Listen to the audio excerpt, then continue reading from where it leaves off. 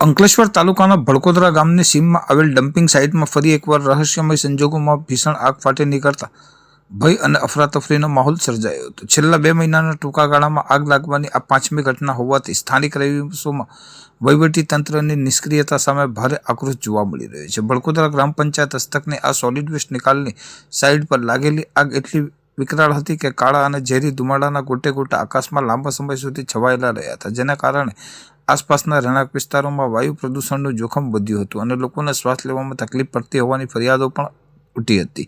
સ્થાનિકો દ્વારા એવા ગંભીર આશંકા વ્યક્ત કરવામાં આવી રહી છે કે ડમ્પિંગ સાઇટની નજીકમાં આવેલ સ્ક્રેપ માર્કેટના કેટલાક અસામાજિક તત્વો દ્વારા આ સ્થળનો ગેરકાયદેસર ઉપયોગ કરવામાં આવી રહ્યો છે.